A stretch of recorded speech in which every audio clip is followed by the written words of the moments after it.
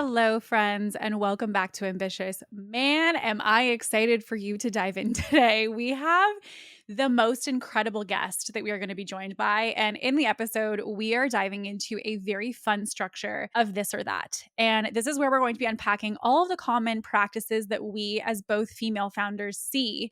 And we are going to be going through the polarizing sides that we see in business, picking a side and not only tell you what it is that we do in our businesses, but also why we believe this to be true and why we pick this side. So I am so excited today because I literally am buzzing from today's interview. It is just, we're definitely going to be doing a part 2 because it was that good. And so I have to tell you a little bit about today's guest, who is the absolutely incredible Lacey Madison. So Lacey Madison is the founder and CEO of SIR Consulting Firm, SIR Business Academy, and SIR Business Accelerator, and the Elite CEO Academy. Known also better as the Gordon Ramsay of female-led businesses, her appetite for disrupting industries is always present and also going to be very present in today's episode. From hustling candy on the playground to becoming a PR and social media expert, Lacey is a born leader, a straight shooter, and a no excuses kind of gal. Her passion for sales combined with an innate ability to educate led in a career in branding and marketing, aka inspiring women so they can also forge their own path and get to where they want to go. With 4 businesses created and 2 hitting 7-figure agencies as her credentials, hello, boss. Lacey knows what it takes to build, market, and scale brands to have massive impact. And if you guys know me, you know that I never bring on a guest who is not rooted in impact. She is absolutely not only crushing it when it comes to the income component, but absolutely crushing it when it comes to impact. So enter SIR, a high-level consulting agency where she now continues to teach female entrepreneurs around the world how to manage their growing businesses. After hours, you'll also find her sipping an iced coffee or a cocktail, usually in PJs, using curse words and globetrotting with her amazing husband and her 2 sons. I really feel like there is no other introduction needed. So with that being said, let's get into today's episode. All right, you guys, welcome back to Ambitious. We were just chatting before we started pressing record, and I'm so excited for today's episode because we love a good controversy. We love a good polarizing opinion. And today we're joined by Lacey, as you guys heard in the bio, and all of the juiciness of her history and everything that she's gone through. And girl, we're just so excited to have you here. Thank you. I'm so excited to be here. I love your brain. I love everything that you do. And there is just going to be the tea spelt today. Yes. One disclaimer I want to make, guys. Okay. One thing you have to know about Kate and I is that we never see anything in black and white. We understand the nuances and the grayness and the depth of building businesses. But there are fundamental things that we just believe. They're a little bit different, and they're so good to talk about because different experiences, different lenses of expertise are going to give you different things. But I wanted to make that disclaimer first and foremost. Well, I have to give credit where credit is due, okay, you guys? Because Lacey and I were chatting and she was like, I have this really cool concept of like this or that, like basically like picking a side and really deciding like why we believe that to be true and expanding on that idea. And I'm like, I literally could not love this more. So when she shot that idea out, I was like, let's do it. So we drafted this list of like a good 20 something different polarizing sides. And so we're going to basically go back and forth as it pertains to business, marketing, team, all of the good stuff as to why we put our stake in the ground as to one belief or another. And really the main thing of today is like, this is not to say that there's a right or a wrong, but really more to have a conversation about why we believe certain beliefs to be true, why we hold certain beliefs in our business, and really unpacking the why behind what we do, not just putting out to the world that we do it that way. So girl, anything you want to add before we dive into this juicy list? No, I'm good. I'm good to go. Let's go. Actually, I'm ready to go. I'm ready to go. Okay. Beautiful. Okay. So this one, we're just going to start off real nice and strong. Okay. Okay. The first one being, do you believe in showing pricing online or do you believe in hiding it? Okay. Starting off with something small, you guys. Just starting off with something small. This is one thing. I'm like, Kate, can you show your fucking pricing online? Like, I have literally thought this before in the past, like I think 6 times. Listen, like I said, I am either way. I think it depends on the company. I think it depends on the business model. It depends on the offer. It depends on all the things. But I am a firm believer of putting the pricing up so that people can move themselves through that buying process. But I do get the concept of like, okay, but people have pricing objections. They're going to look at it and they're going to see pricing resistance and all the things. And by listing the pricing later, then you can move them throughout that sales process. I get it. I do. But I think that the buyers that we attract and the buyers that our clients attract they are far more likely to invest in something or at least express interest in something when they can see that initial barrier first before moving forward. But I'm keen to know your thoughts.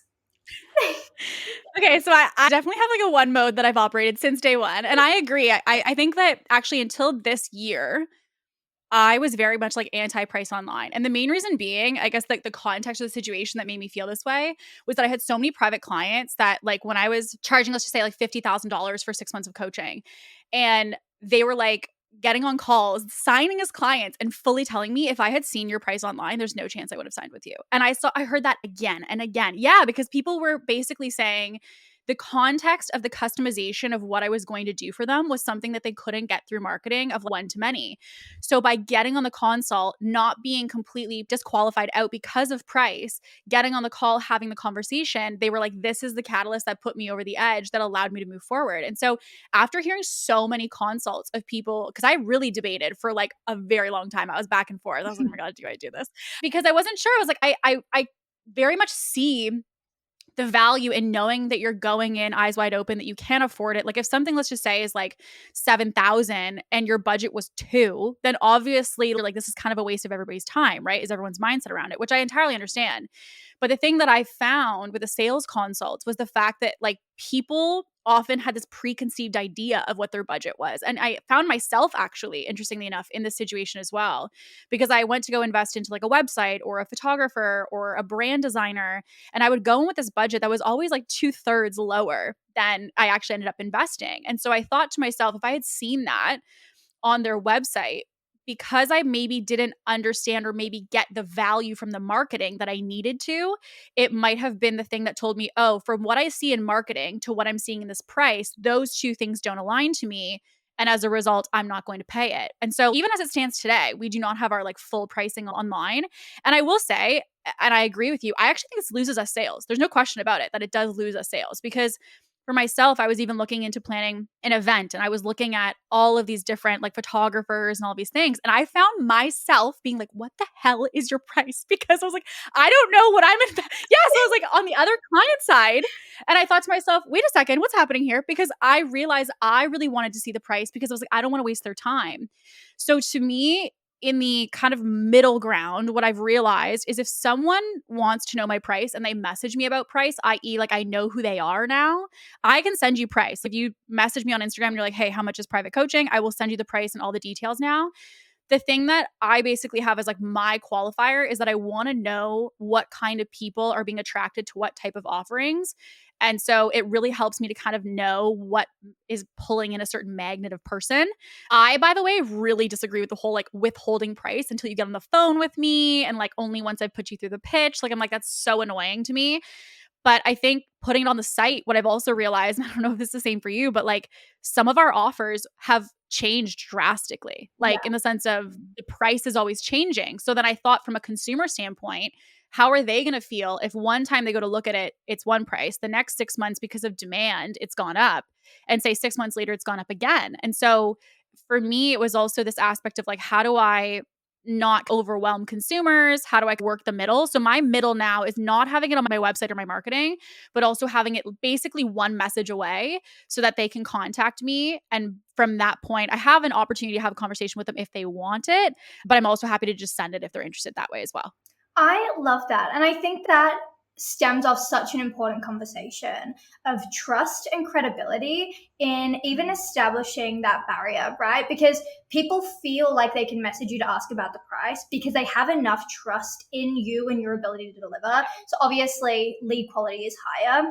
This is why, again, it comes back to that important conversation of what is the business model? Are you seasonal? Are you lifetime? What is the price point?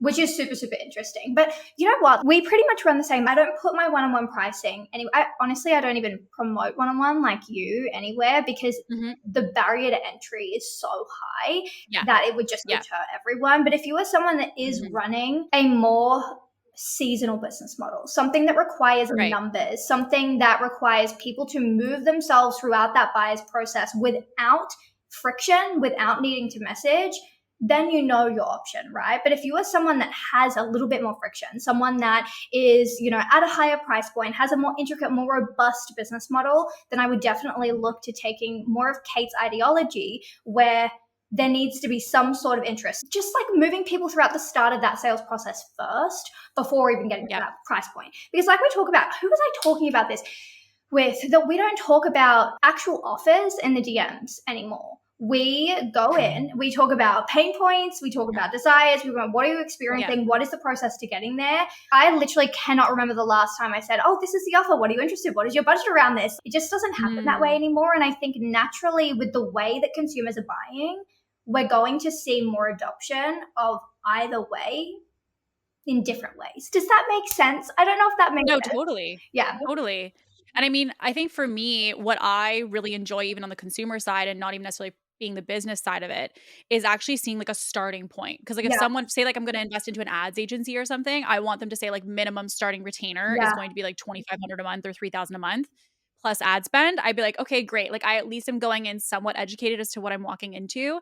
And so I think even when someone says like 4-figure investment, 5-figure investment, low, high, mid, I think you need to give some kind of context, because if someone is coming in completely blind, you're also really stacking up your sales process with potentially people who just genuinely, not even that they don't want your offer, it's just more a matter of like they're genuinely not a good fit for it. And so I think also, at least what I've found with the pricing side of things, is that brand does quite a bit of heavy lifting for you. Because if you are somebody who markets in a way that is a little bit more of a luxury type brand, there's almost this like natural association with the fact that it's going to be a big investment. And so I think the one thing that has worked in my favor because of being in that type of category is the fact that there is kind of this expectation of people expecting it to be expensive. Whereas I think if I was a different type of brand, my perspective would have to change. Because if you're going to market yourself like a Walmart, people are coming in with a certain type of expectation of the offer pricing. And so because of that, they're expecting it to be low. So that's a question of like how low. Whereas for me, it's the opposite, which I think is people expecting it to be higher. And sometimes they're like, oh, I thought it'd be higher than that. And I'm like, great. And so like it ends up being a positive for the sale instead of someone being like, oh, I thought it would be cheap. I don't ever have anybody come into our world that expects it to be low. That's so interesting. Oh my God, there are so many ways I want to take this, but There's so many. We could go for an hour on that one alone. But guys, we literally have a list of 22, so we're gonna keep it moving. Oh my God. Okay, this kind of segues. This segues into brand. Yes. Okay, so do you believe in curated branding? Now, this doesn't, by the way, mean luxe or luxury. This just means curated. Or do you believe, or do you like and enjoy more of the raw and casual, and why?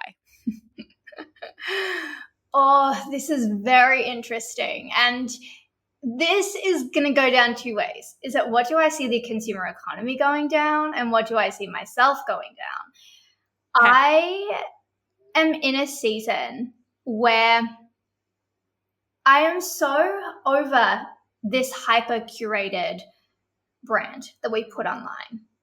And we also understand that the consumer market right now is also feeling the same. We're tired. However, in saying that, I think that there is lots of room to still play with curated branding in different ways. I think that across the board now, our approach to branding needs to change depending on the channel, which is interesting because a lot of the time, especially up until this point, you have to remember I'm a PR communications girly. That's my background. Yeah. My whole job was in communications, right? And up until this point, it was very much so brand consistency in terms of visual and strategy had to remain the same across the board. That is what we've worked with. That is the model that we've worked with up until this point. Now we are starting to see things change. Brand strategy, fundamentally, the actual DNA remains the same. Obviously, it has to. You can't change that. That's the DNA of the company. Yeah. But the visual and certain elements of communication in terms of brand change according to the channel. And it's because consumer markets, depending on the channel, change so drastically in today's age that it is almost impossible to communicate exactly the same across the board now than it was even 3 years ago. The consumer economy 3 years ago was very different to it is now.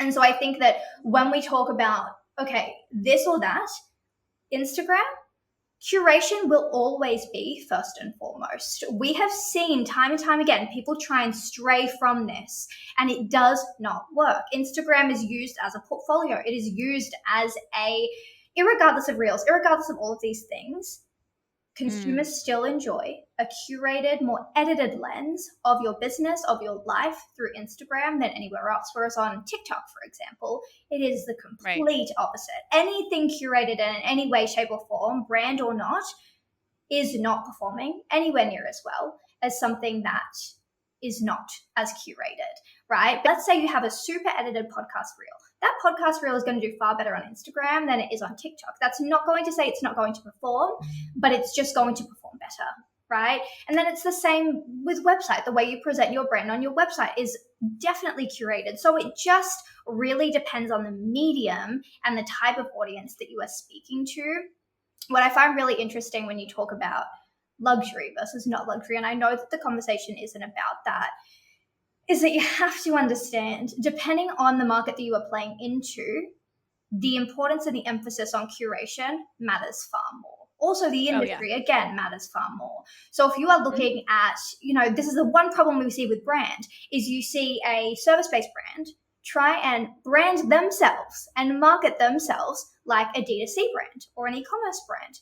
They are fundamentally different business models. It doesn't work. When we look at the actual brand archetype, it does not work. Is your brand curated in terms of its actual brand DNA and its structure, or is it not? And that is the ultimate question that you need to ask yourself.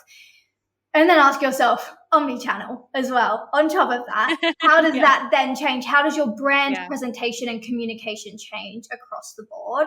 But I would say that is my fundamental belief, playing across the even playing field, that in each segment, that is what I believe to be true. I mean, I agree with the brand archetype aspect, because I think what category of brand you're in really kind of naturally determines how curated you're going to need to be. Like if you, for example, were to walk into a Chanel and it was a disaster and it was giving Urban Outfitters type of energy in the sense of like the chaotic racks and whatever, that type of experience as a consumer is not what you're expecting when you're investing into that type of product. And so I think it's really important to first start with, when someone's trying to decide like curated versus not curated, is understanding which archetype or category you're in.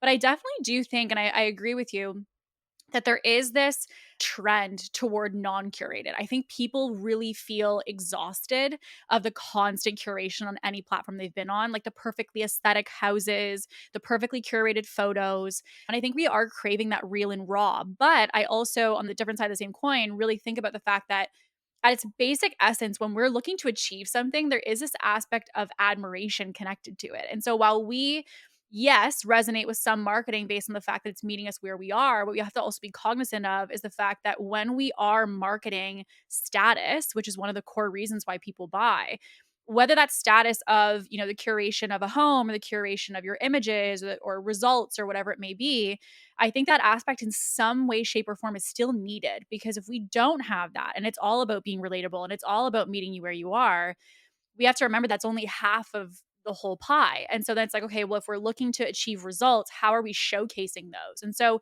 I think, in my opinion, the best way to win right now is actually to have duality. And I think one of the, instances where we're actually seeing this in the last couple of years be a very easy one for everyone to understand is the Kardashians, right? Like they were very unattainable. They tried to be accessible, but for a while it was just like obviously not working. And then now you can see brands who are very, very curated, trying to blend. Like when we saw the whole Sophia Richie thing with her wedding, it was like trying to be the girl next door, even though she's clearly coming from wealth. And so I think we also are seeing the people who are super curated or are very status based going the other direction. And then we also have people who are, the kind of non-curated, who are trying to blend in the other side. And so I agree. I think the way to win with the curation versus non-curation is really understanding your audience and your brand, really understanding the medium that you're on, i.e., like you said, TikTok versus Instagram versus other platforms.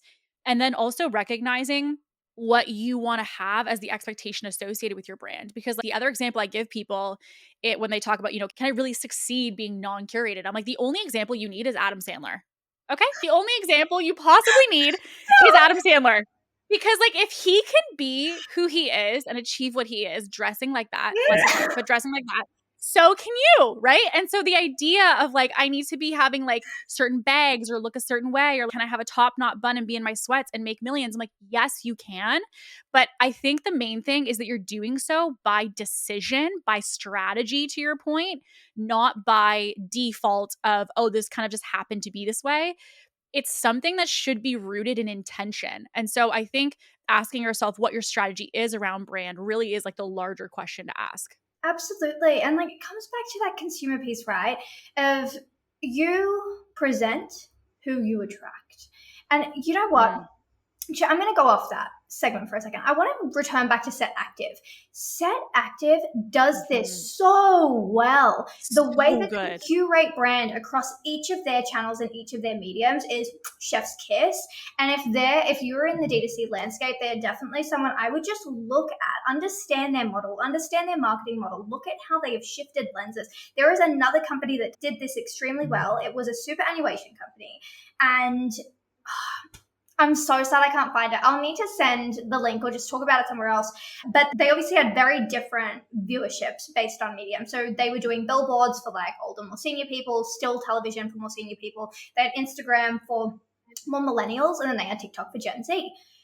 The way that they curated brand and brand voice and communication.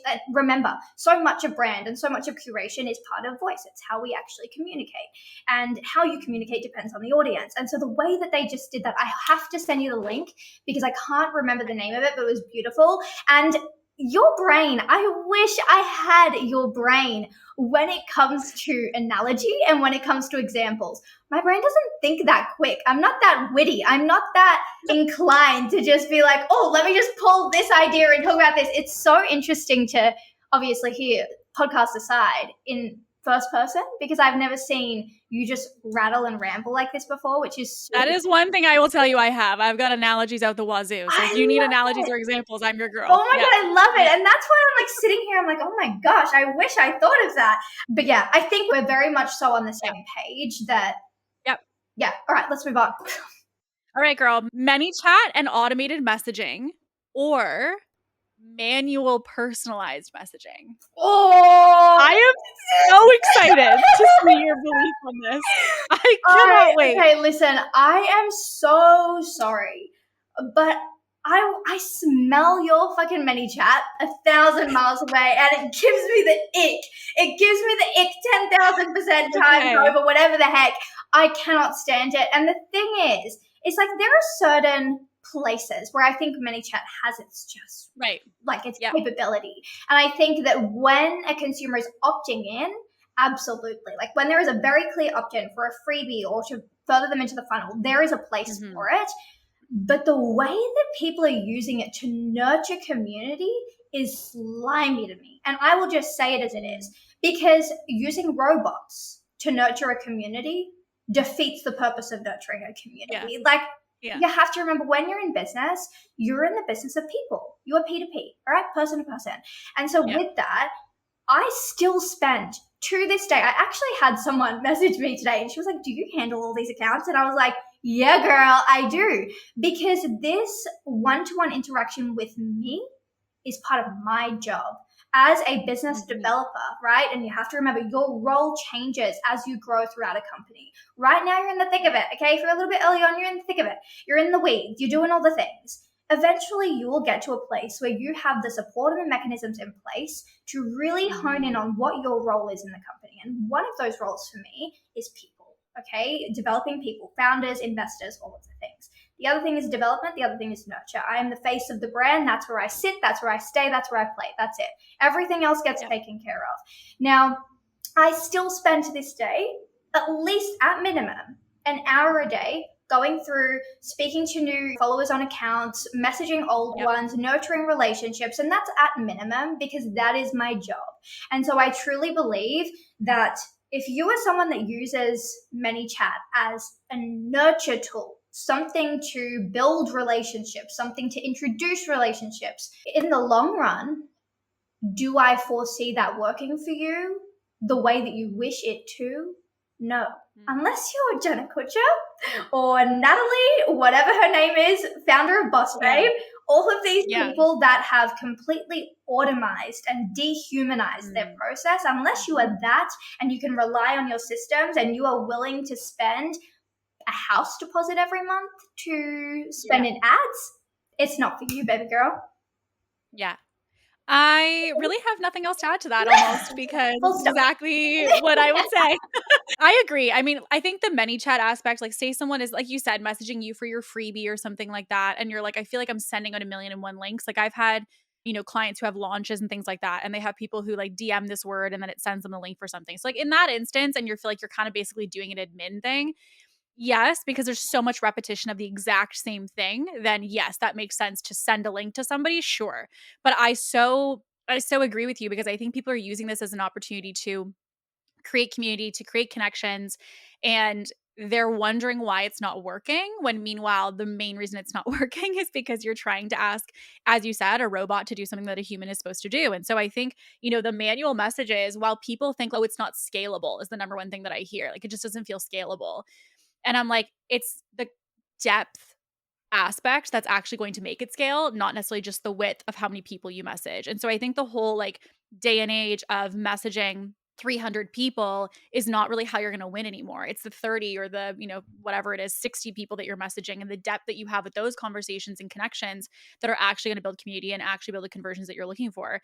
And so I think to me, truthfully, as you said, like I think it's laughable to me how many people are so quick to be like, how do I automate this? How do I automate this? And I'm like, your desire to automate this is going to be the thing that cannibalizes its success because you're basically trying to say, make it into a system before you've really earned the right to do that. And so I think to your example of Jenna Kutcher and things like that, I think once your audience gets to such an enormous size, say you're like a Tony Robbins, you're not expecting Tony to send you a voice note. But, another example of this that I think of quite often is Gary Vee, because he has really created the structure of intimacy at scale. And so I think, scaling the unscalable is really the best way to grow because everybody is dying for that intimacy and connection now. And so the idea of like, oh, I'm going to put them through ManyChat and that's going to be the thing that helps me to grow the business. I'm like, yes, if you're sending a link, but truthfully, if it's for anything else, I do not advise it because you're trying to systematize what is not meant to be a system. Well, what's the person going to say? I'm like, they could say a million and one different things, and we can't make sequences for all of these situations. And I've seen clients come to me for like VIP days and stuff looking to be like, oh, here's my flow or here's my funnel of my ManyChat.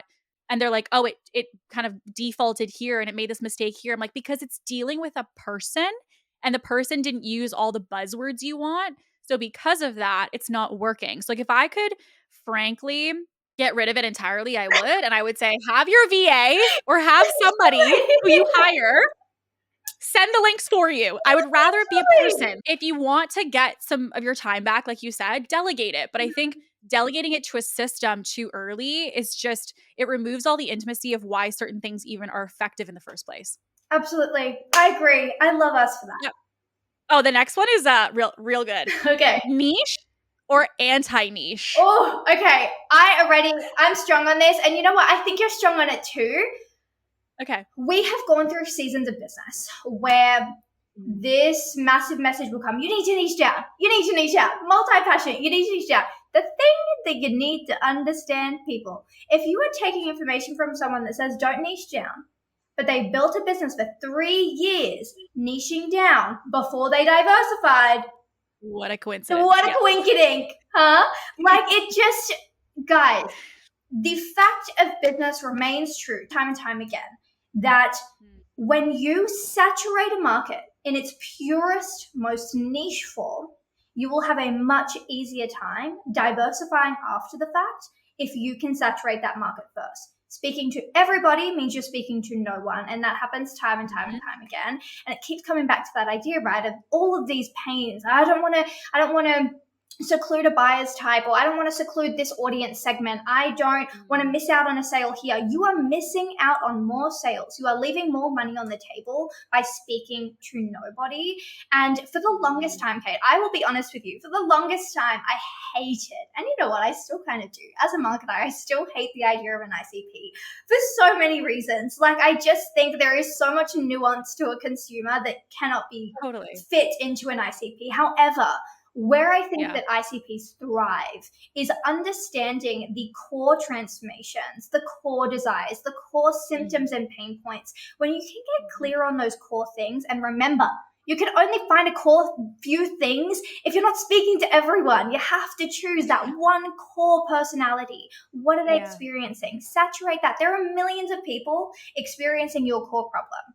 So the idea that you would be leaving money on the table is ludicrous to me, considering you probably haven't even built a 9-figure company yet based on that ICP, right? So that is my standpoint. You want to make money, niche down. Do the rest later. If you want, tie it back to the vision.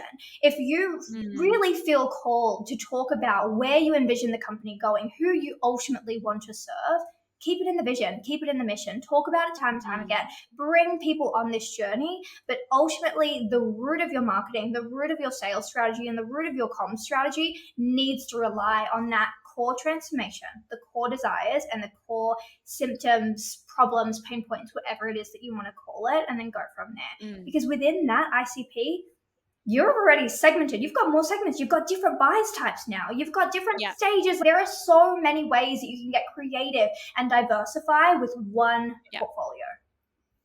I hate the word niche. I like the concept of it, but I hate the word. And I hate the word because I think it gets a really bad rap in the sense of like people will be like niche is like I help moms do blah, blah, blah. And it's like that's not like that's like primary school when it comes to niche. So like if someone is teaching you like that's your I help statement of that's niche, it's not. And I think to your point, like the way that the example that I often think about with this and kind of the way that I explain it is F45 because F45 is centered around a stage of problem. So it's really for people who are desiring community, who want a quick workout, get in, get out, and they really desire the connection aspect and not having to think when they walk in. But what's interesting about F45 is that you've got, when people go there, you've got millennials, you've got Gen Z, and you've got baby boomers all in the same room, all doing the same workout. And then in addition to that, you've got people who are paying a premium at all of those different ages. And you've got branding that really is reflective of calling in all different types of people. So how is it possible that F45 has one core problem that they solve, but they have all different levels of demographic of people that they're serving? And the main way, I think, to the point that you made, which I so agree with, is I think it goes a little bit deeper, like the bottom of the iceberg, if you will. It's like, yes, on the forefront, we're seeing like people who want to get fit, but there's different stages of people who go. So like there's the person who's like, this is my first class. And there's also the people who are wearing weighted vests doing God knows what on the box jumps, right? So you've got the stages of people. But the other thing I think is the main factor to your point is like the problem you solve is like the basic understanding of quote unquote niche. I think the real clarity that comes in is understanding the different demographics of people, but most importantly, understanding the values of the type of people that are going to come in, because you just simply solving a problem in general is not niche. It's more a matter of understanding in the way in which I solve it, how does that pull somebody in? And in that, are there different subsections of either stages or certain types of demographics, right? So again, back to F45, it's male and female. It's all different age ranges. It's all different stages of fitness, and yet it works. So technically, because of our classic understanding in the online world of niche, it would hazard to guess that it shouldn't work as a model because it's not one person, one age, one whatever. And again, I think the reason that it works is because they've built brand, they understand their values, how to effectively market those, and recognizing with all the different people that can be served with this problem solved, who are those people and what are they desiring and looking for? And they use the problem that they solve and the values they have at the forefront instead of the person when they think about ideal client. That is such a good example. And it comes back to that then previous discussion that we just had on brand. Yeah. You can have one ICP, right? Different stages. And you have to understand that different demographics hang out in different places. So then you're able to even niche down even more per platform, per medium, because you understand where that consumer is actually hanging out, how to speak to them, and then target your communications accordingly. Now, obviously, the more robust your channels are, the more robust that strategy becomes. But even in this discussion, you can see how clearly one ICP and one set of transformations, desires, whatever it is, understanding your distinction, there is so much room to diversify from that one thing before you even looking at further diversification from the root ICP. Yep. Absolutely. That's all right, girl. Number 5. Yeah. Batching content or making it in the moment. Oh, I was just speaking about this the other day. It's up to you. Like, you as the founder, it is just up to you. Like, I go through seasons of life where I need to. I don't have a choice. I need to batch content. Yeah. I go through seasons of life where I need to be on the spot. I need to be doing it day to day because I don't have the option to do otherwise. And so I think it really comes back to, and it takes self-awareness for one, to understand what you need to do, and a deep understanding of a few core things. One, you need to understand what the strategic long-term plan is. And I know that people always look at me, my clients look at me like, why are you talking about this? I'm talking about a content plan. Like, why are we talking about this strategic long-term plan? And I have to keep coming back to the fact is that guides your actions every single day. When you know what you need to do in a year, you know what you do in a quarter, what you do in a month, what you do in a week, what you do in a day. Now you have a CEO schedule. Right? Because you can't get to that CEO schedule before you have that point. So when you have the direction, you can think clearly and plan out your weeks, your days. Now, the other thing I always look at is, okay, from that CEO schedule, where do you realistically have time to create content? How long does that process take? And the truth of the matter is, I don't care what anyone says, it takes me 3 hours to create content. The truth of the matter is, depending on your competency level, depending on your experience, depending on your background, that amount of time to create any one piece of content drastically changes across the board. Full stop. Yeah. Sorry, not full stop, because we are having a discussion. But it is just one of those things, like, we have worked, 380 plus businesses at this point. That fact remains true, that it is so diversified across the board. And so I ultimately will always come back to what fits into your season of life in this stage of life. Where are you looking to go, and how does this support that? And then you can sort of backtrack from there. I think that there are certain mechanisms in place and times and seasons of life where you just need to change, especially it depends on the business model. For example, Ventura, which is one of the startups that we're currently building, is very news focused, which means that I need to remain incredibly relevant. Like, I am up at God knows what time in the night. I have, I think, 120 Google alerts set up for this company so that I can come out, depending on the keywords, and I have all of the news I need to create. It's timely. It needs to come out within a matter of days, a week max, right? So my content creation schedule for that is on the spot. It's go, go, go. Whereas for something like Sir, which is a service-based company, and things aren't really as relevant besides pop culture. Pop culture is more so where we pull things from, which are very finite segments of time over the course of the year. I can pretty much batch out content for an extended period of time. The only time I'm really changing that is if, our content strategy changes for whatever reason, or the market changes, the economy changes, whatever it is, and I need to change messaging. But other than that, I can pretty much batch as normal. And so looking at the different business model, looking at the consumer that you are speaking to, and then adjusting your content strategy from there. I went down 10 different rabbit holes, but this is the problem when it's rapid fire, because I just want to talk about all of them. And I gotta make sure it's the whole point. I gotta make sure we cover it all. All of it makes sense. I think and there's so much, guys, truthfully going into this, I was like fully convinced that we were going to be on totally separate sides. And it turns out that we actually do agree on quite a bit of things. Oops. But one of the things that I will say is that I think batching content can serve as a backup. I think for me, especially with a lot of different business owners who either have multiple businesses, maybe someone's like a new mom or something, with those situations, like I have seen, even with myself, like content is not my only number one focus every day. Frankly, it's one of the last things on my list. Aside from just documenting what I'm doing, I'm not thinking about like, did I get a post up today? That's not the center of my day anymore. And so one of the first things that I actually got help with was getting content out, because I was like, I can't have this be the number one problem that I wake up to solve. But I think that you're absolutely spot on, that there is actually a downside to batching too much, because you lose the relevancy of some of either the trends of what's happening or the pop culture, as you said. And it also is very much, I agree, depend on the type of industry that you're in. Because as you said, if you're in like a news type of industry, of course you can't batch any of this. It's based on what happened, a couple hours ago. So I do think it's contextual to the type of business. I do think it is, a balance of trying to have the duality of what can be static and pre-created versus what can be a little bit more trend and more relevant. But I do think that the number one advice that I would give to everybody is to really, as to your point, create a system that allows you to consistently get the content or the marketing that you're looking for.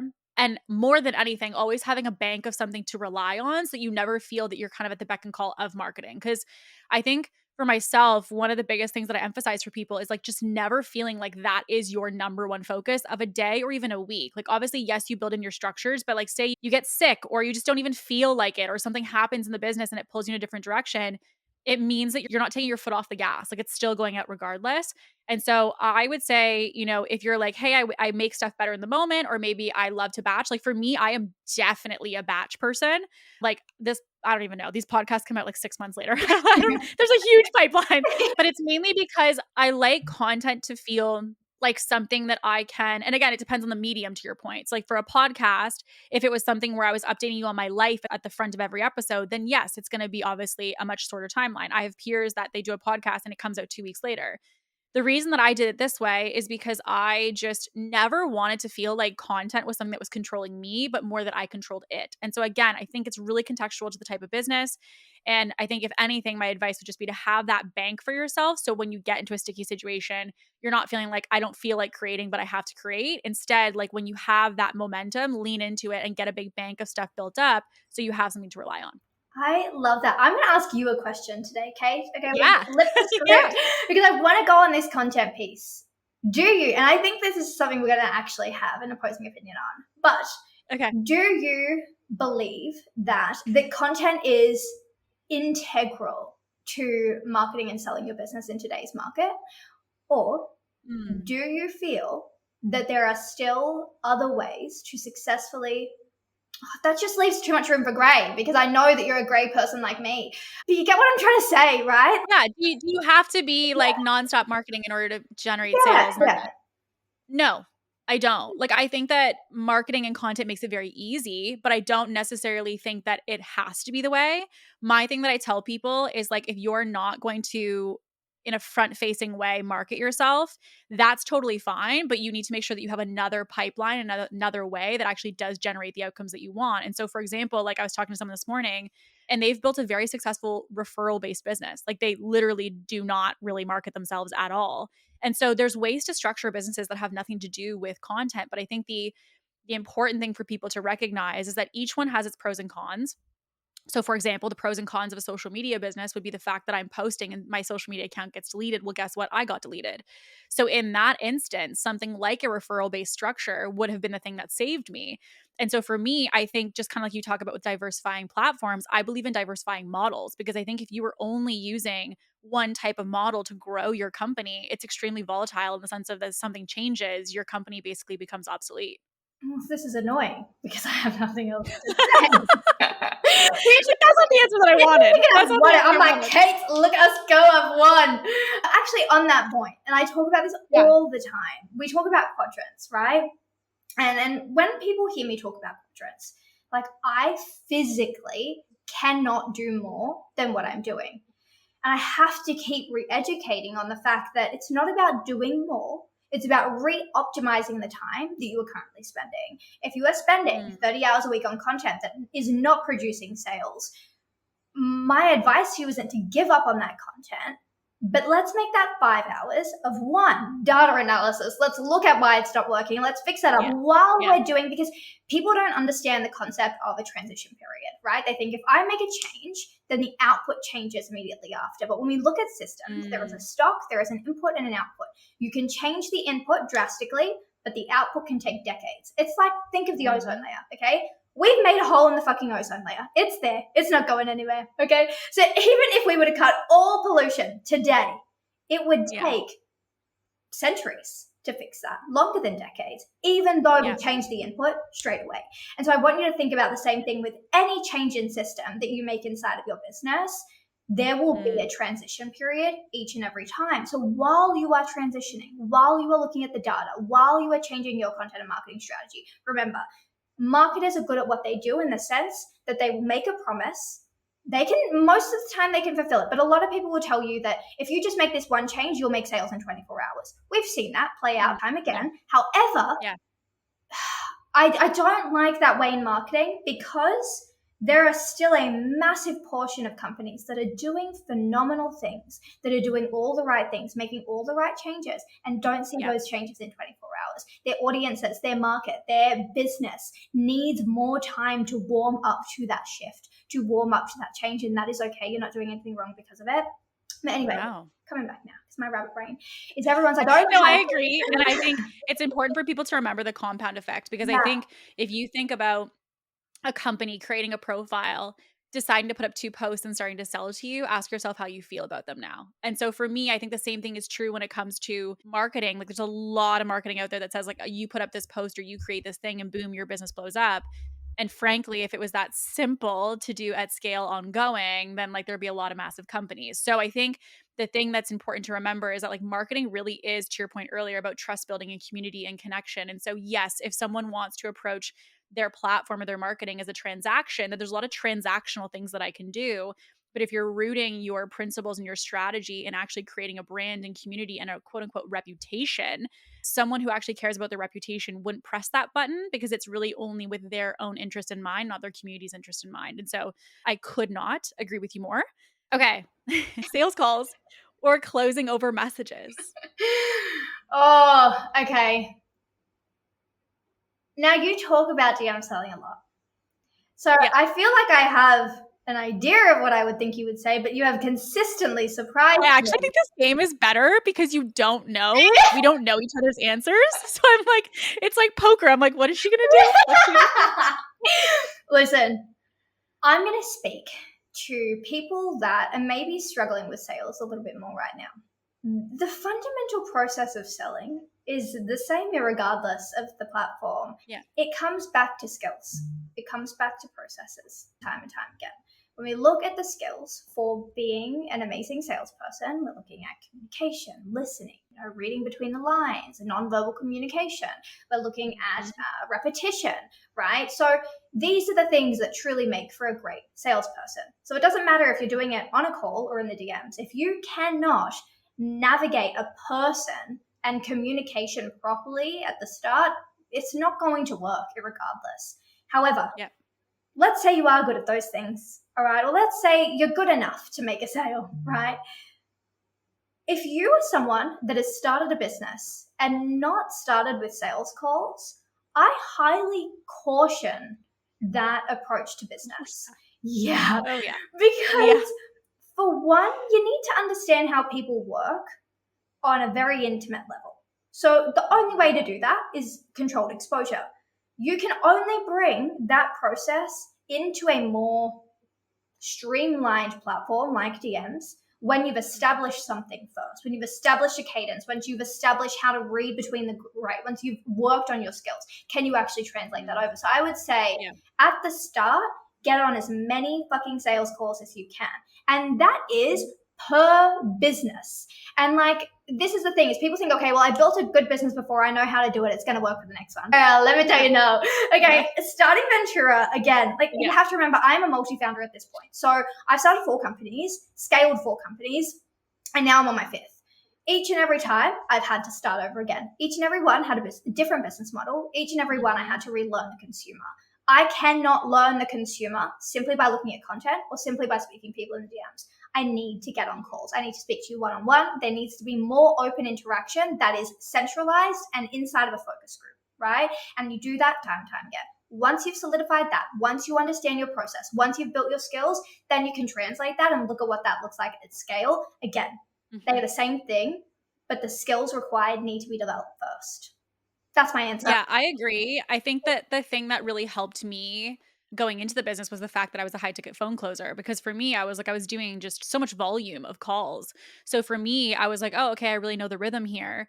And then when I took that into my own business, I still continued that rhythm, as you said, to kind of like really make sure that I was feeling out what it was going to look like for my market.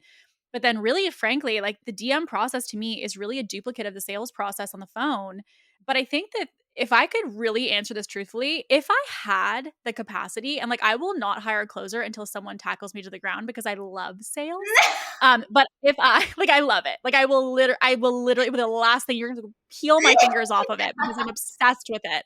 And I'm obsessed with it because I think, to me, selling is a little bit different than maybe people might think about it as, but I really just like connecting with people, and I want to like chit chat with people and be able to understand like how I can help you and just like really get honestly behind the curtain of your business.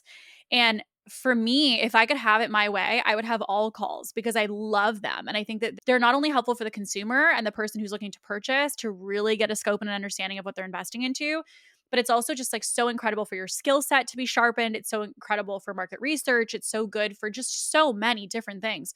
But I think the DM process, for me at least, came kind of from a place of definitely capacity, in the sense of that I wanted to do calls, but I just could not do calls with everybody.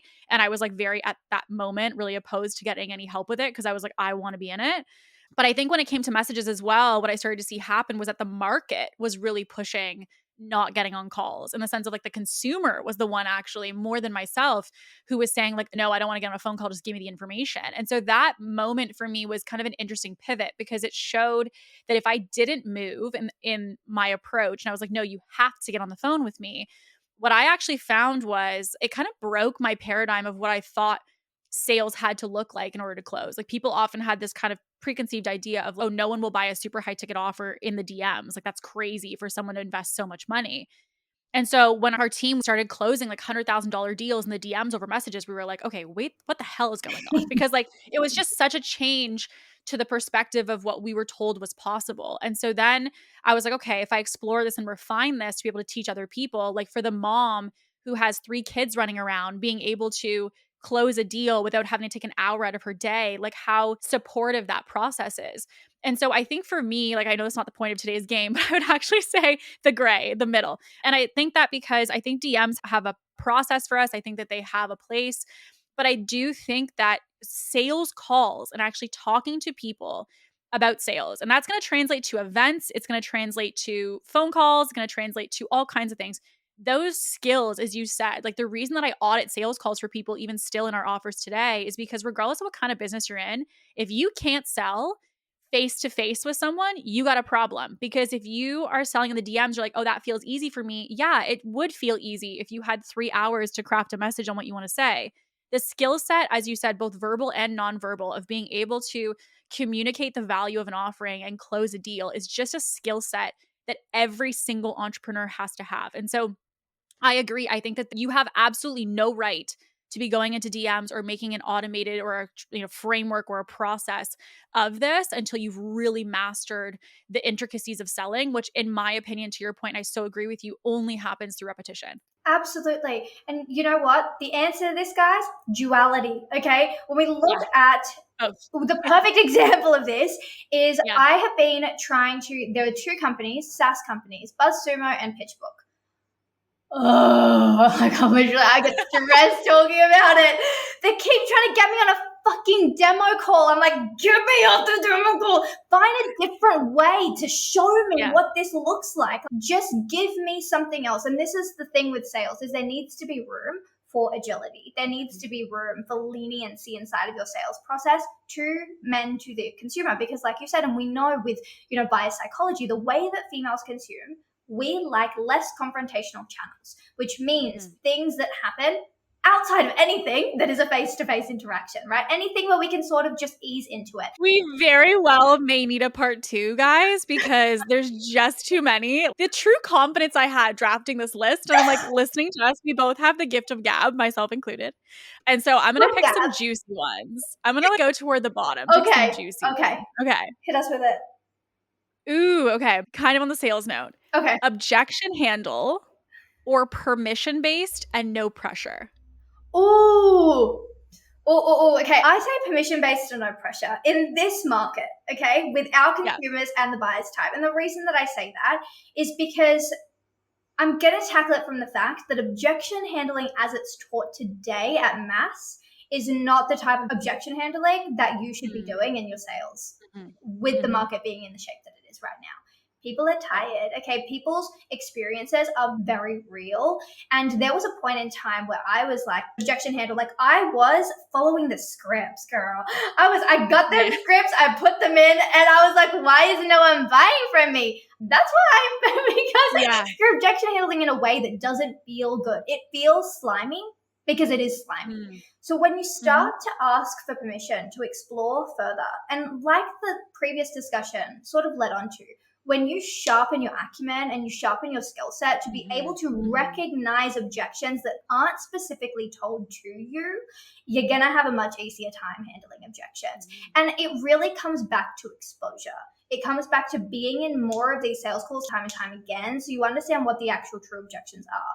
For example, We hear all the time objection handling in the sense of pricing objections and I need to ask my partner and this, that, and the other. There are more fundamental objections than pricing or permission that come back to fear, that come back to inadequacy, that come back to imposter. And so with these objections, you have to understand it's very hard to handle those objections one-to-one with a person that is not ready to handle objections like there was with the firm, the biggest objection we got was fear of change. Not one person said fear of change. Every person said, oh, it's not the right time. The money's not a good fit. Right. And because of those communications, we actually found out the real root cause was it was too much too quick. I cannot go back and forth in DMs with someone that is fucking overwhelmed. Now, can I? Yeah. No, I cannot. Yeah. So I had to change the communication strategy front facing to handle objections front facing, to make sure that we were talking about what that incremental change process looks like at scale.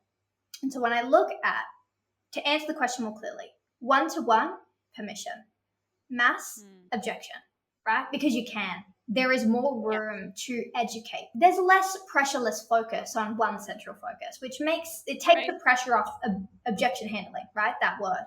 So when you're doing it front facing, objection handling your typical way, educate, move people throughout the process, speak to the symptoms, speak to the pain points, speak to the desires.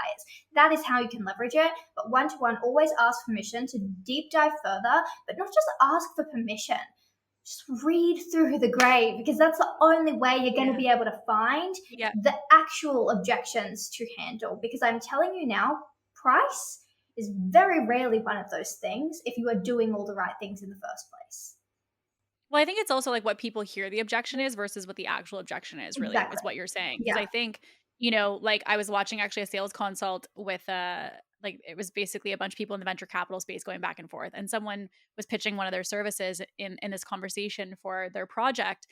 And they basically had said, yeah, like I just want to see if it's in budget. And then, later in the conversation, I'm thinking as I'm watching this as an outsider, I'm like, what is the budget? Like, ask what the budget is. Like, ask what the budget.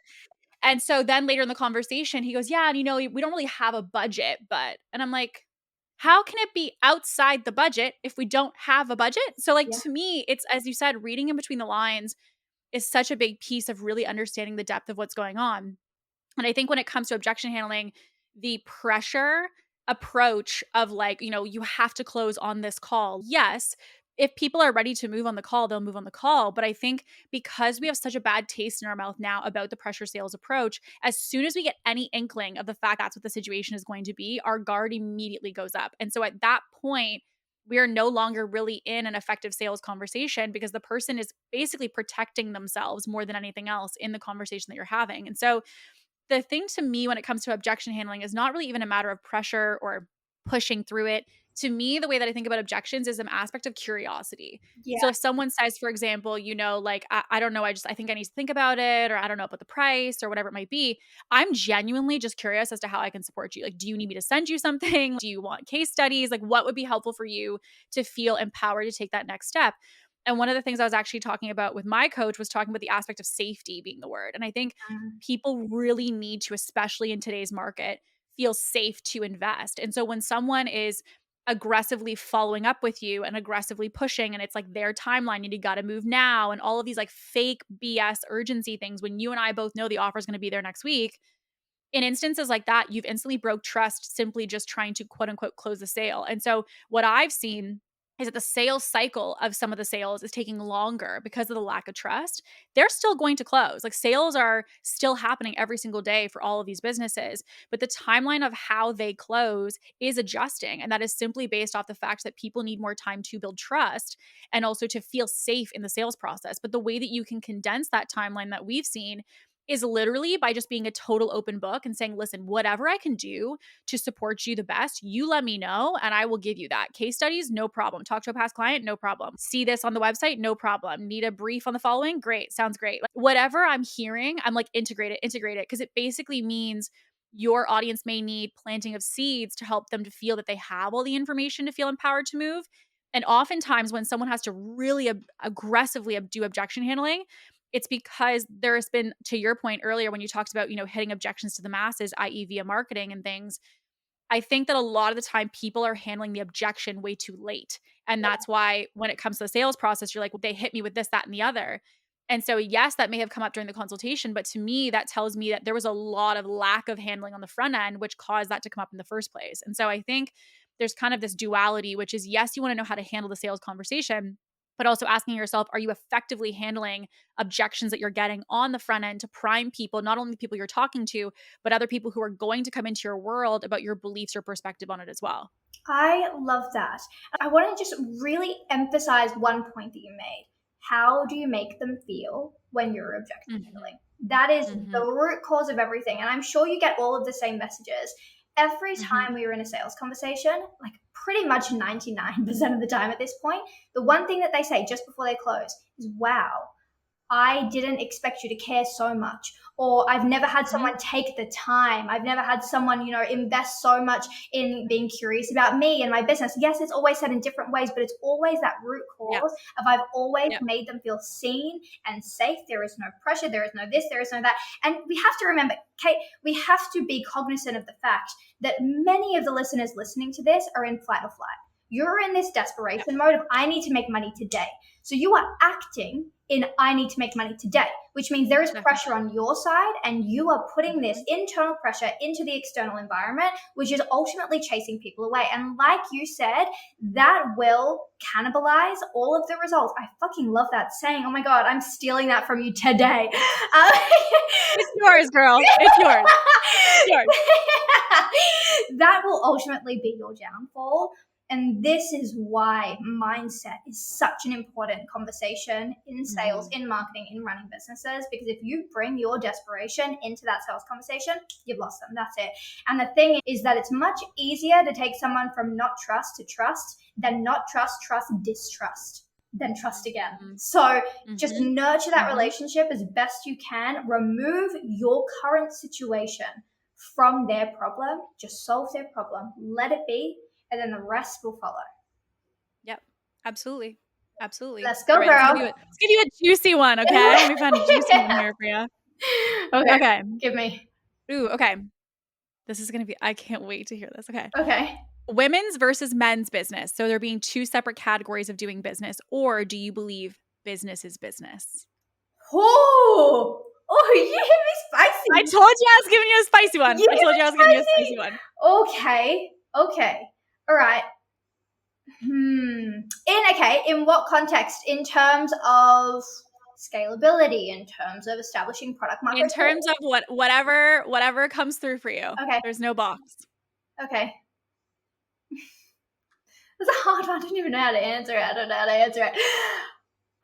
I can go first if you want. No. I have thoughts. No. I want to go first. Okay. Because I don't Okay. I want to gather my thoughts. I can go first. Okay, girl. Okay. Drop it on me. Let me, because give me what your gut told you before you tried to filter it. Okay. My gut is not going to say anything helpful to you. Because my gut, when I hear the word men, I'm like, ugh. And this is so interesting, Kate, especially because a lot of your support system, when I'm looking at your stories, okay, I'll see it, is men. It's very interesting. And mine is the complete opposite. I have run from men in every direction that I can. Venture capital, angels, investors, partners, clients. I run the other way. And I think that naturally my branding has also made it very clear that you do not come near me, baby girl. You did not come near me. This is a female space only. I think that it's ultimately personal preference. It ultimately matters where you feel safe and what you're building. For me, I really thrive in understanding my community, and my community really wants that female connection. And I naturally just call in consumers whose business models are also based on women. And that's industry agnostic too. Like when we're looking at the consumer brands that we work with, it's the same. They are primarily in the female space. And we're looking at tech companies. They are predominantly started by women, although the consumer landscape changes. However, the marketing lens is for women, which means we naturally call in more women. So that's a very interesting question. I don't think I've ever been asked that. Personally, for me, where I go with my brain is it just depends on you and the business model and what you feel comfortable talking to. I think that people that have had experience in corporate are far more adept to conversations across different genders. I'm not one of those people, and I wish that I was, but there is a lot of work that needs to be done. Like, I got off a venture call the other day and I cried because, and not because I got any different answers, but I think Yeah. because of all of that inner child in me that just is so terrified of men that I was like, they said, no, I'm not good enough. I'm never going to be seen. Yeah. And you Yeah. just have to understand that when we're looking at men versus women, ultimately your marketing and your sales will change depending on the channel. So Oh, yeah. if you are marketing just to women, I would say you would have a little bit of an easier time, because in terms of the strategy approach to it, you've got less to think about in terms of delivery. When you're looking at both ends of the coin, there is more to think about. You've got different sets of buyers types and how they consume. You've got different communication strategies, different sales psychology.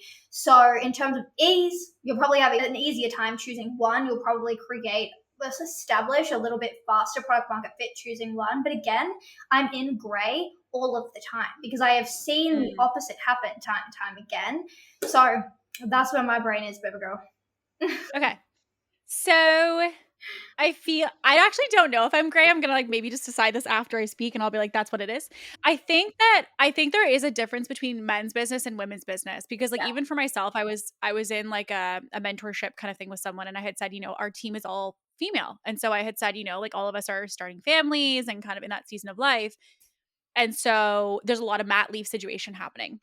And everyone who listens to my stuff knows that I've actually never, except for one time, the very, very early stage of my business, and it was a very short amount of time, I've always had male mentors. And so for some people, they're like, this is so Every interesting because single you time? only coach women. I've never had a female mentor. I've I did always not had know male that. mentors. Wow. So for myself, when I went to go to this past mentor that I had a while ago, and I had said, like our team is starting families, what do you think?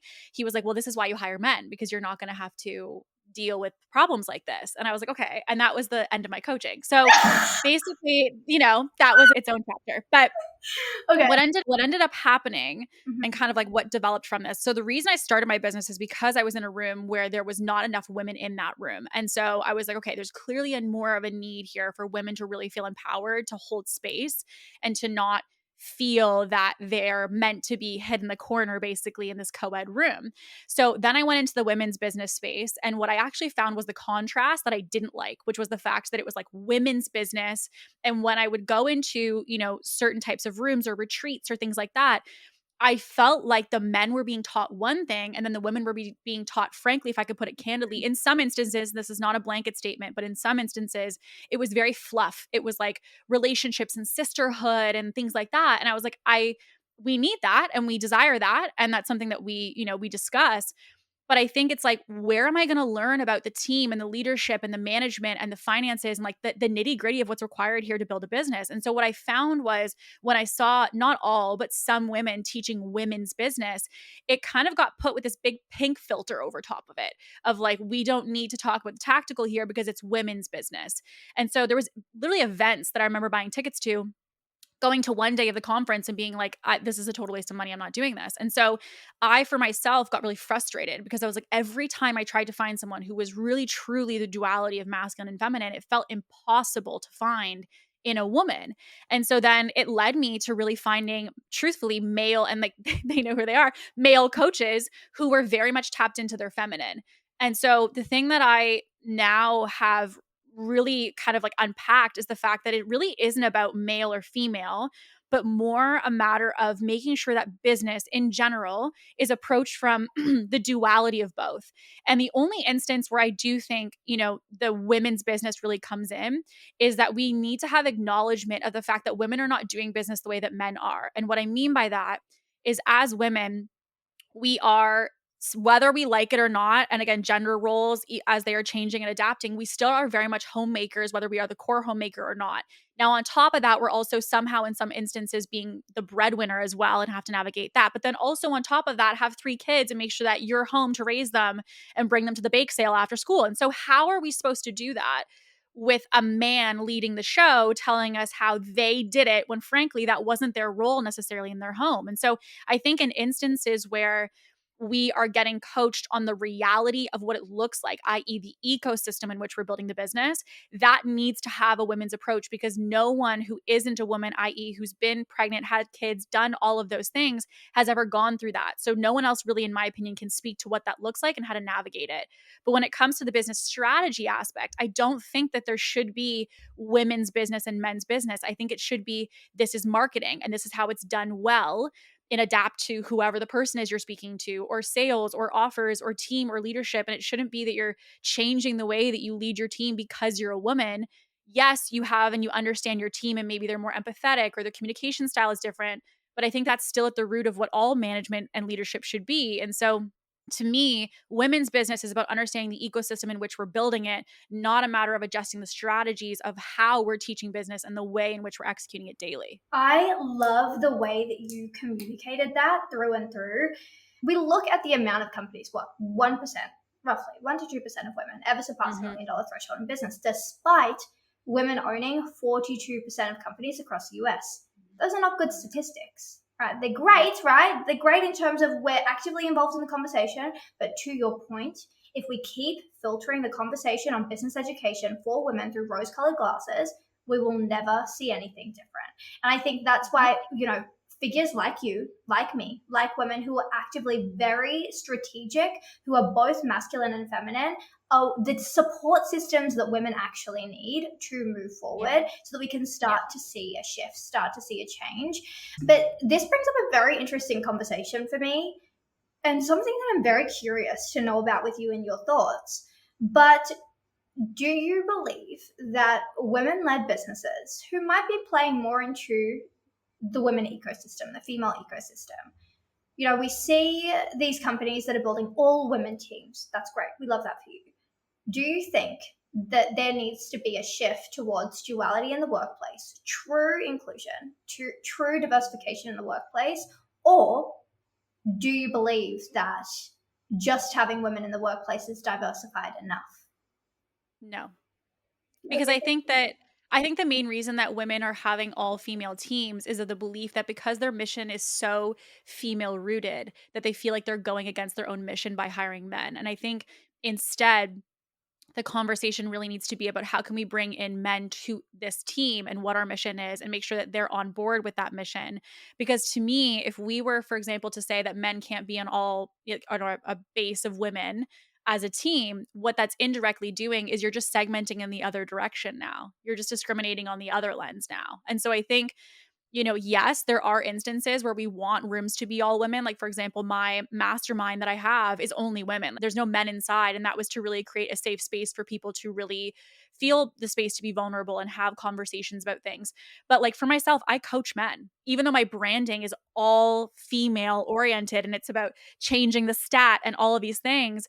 I have incredible men that I work with, but the qualifier for me is what kind of man you are, not a matter of the fact that you are a man. And so I think same thing for team for me is more a matter of what kind of man are you and can I support you or can I work with you, less of just the fact of the actual like left or right of are you a male or are you a female is to me like such a side piece to it, but more a matter of the essence of what it is that you stand for. And so I think even when I tell people I've had all male coaches the whole time, people say like that's so crazy. And I'm like, but the thing is, it's because of the values that they hold. And like any of those mentors will tell you that they're extremely feminine as men. Like they're very comfortable in the duality. And that's really why I feel that it doesn't necessarily, poke holes in my mission or change any of what I'm doing here, because there's so much that they bring to the table. And instead, I think we also have this ability to kind of create an invitation and a duality. Like I think there's a lot of natural separation here between men's business, women's business. Women in a way are almost creating our own divide by separating ourselves, right? And so I think if we can also make an effort to say, hey, here's what we need as women in business. Here's how we want to operate. Here's how we want to do things. And then creating allies and partnerships on the other side is much more of a powerful move long term, as you said, to changing that stat than just, hey, we're going to try to do it on our own. When truly there's a lot of men who are very great men in business who don't do it the typical bro way. But because a lot of women are closed off to that because of the mindset they have around their mission, we're really closing a door to so many people who could be incredible resources for growth. I absolutely agree. And it's so funny. I didn't come to that realization. Still to mentors, I have not looked in the male route. Still to investors, I have struggled in that place. But last year when we were building the firm was the first time after all of these, after a decade in business, was the first time I looked at my team and I was like, what are we doing? This is not diversification. This is not inclusion. This is not, how do we expect to go bigger and bolder when we have one lens? We have one female gaze looking at the business, looking at our strategy, looking at our operations. It's bound to go bigger and bolder when true diversity exists. It's like when you see statistics, it doesn't say men or women. It says combination of both that truly receives the best results. So I love that. Okay. All right, girl, let's do last one. Yeah, I was just going to say, we need a part 2. This is good. We definitely will have to do a part 2 because I think we probably got through 10 today of our like 22 that I think we have. When you set this list, I was like, my yappa is really going to struggle with this one. Oh. All right. Why don't you pick one? Oh my God. They're just so No good. pressure. They're so good. AI. I love a good AI conversation. Okay, cool. I eat those up. Okay, let's do it. Okay, so for the last one. Okay. The big old debate, which is very well timed with today's culture, is using AI or no AI. And why? Okay. Using AI or no AI. I am a true believer that the future is AI. Like, there is no way around that conversation, and anyone that is ultra resistant to it and cannot be agile to its importance in the discussion will ultimately bye-bye. And it's just so hard to say, because I know that there are people in my community that talk to me about being scared of AI, that talk to me about, I don't understand it, I don't know how to use it, I don't know how to leverage it. And besides those one-on-one conversations, one point as a founder that you should make is learning, is consuming how to actually function. Be resourceful enough to go and watch tutorials, to consume news, immerse yourself in a conversation. The only way you're going to understand something is if you immerse yourself in it. I think that one conversation we get a lot is, okay, well, as consultants, should we be using AI in this discussion? It's a tricky one. I think that there is a lot of regulation that needs to be involved in the way that we leverage AI as consultants. But I will let you know that I use AI every single day. I will also let you know that I would not have been able to start up my new company if it were not for AI, because the way that we now are able to take data, synthesize data, output data, the way that we are able to educate ourselves is astronomical. But then it's also, and this is all in the same point of why AI, it is also super important to understand that AI will fundamentally change the business models that will thrive inside of our landscape. And someone, who was it, HubSpot, put out a really phenomenal study. I think it was a year ago, 2 years ago now, on the types of business models that will thrive when they leverage AI. And there was a question in there talking about courses or memberships. Very interesting. Courses, people want to learn from you, your expertise, but they will no longer be looking for education. The duality in this, though, is that not enough people know how to actually use AI, and let's talk more specifically, ChatGPT, to educate themselves properly. And when they do, they don't always trust the information.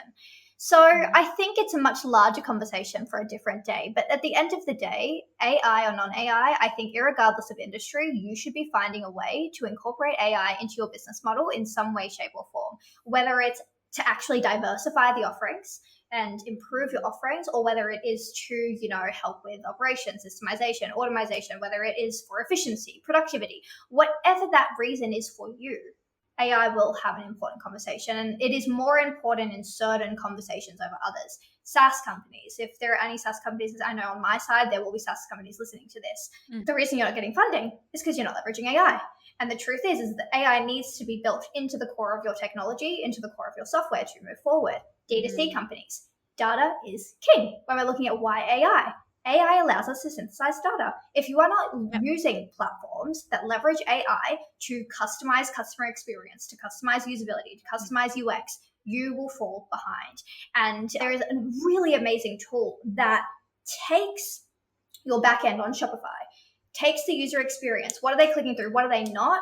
Takes all of that data and personalizes their customer experience to their usage patterns. You could never do that with a SaaS platform that is not backed by AI.